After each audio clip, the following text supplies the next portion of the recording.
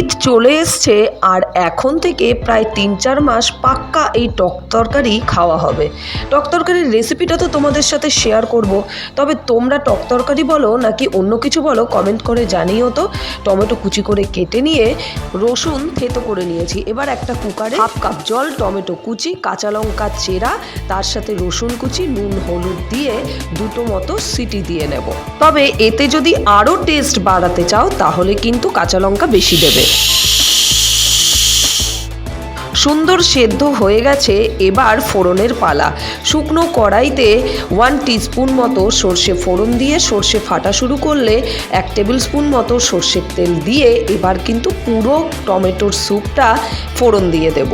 আহা, এত সুন্দর গন্ধ বেরিয়েছে না, আমরা কিন্তু ভাতের সাথে, রুটির সাথে, সব কিছুর সাথে খাই। ফোড়নের পরে কিন্তু খুব ভালো করে ফুটিয়ে নিতে হবে। সাবস্ক্রাইব।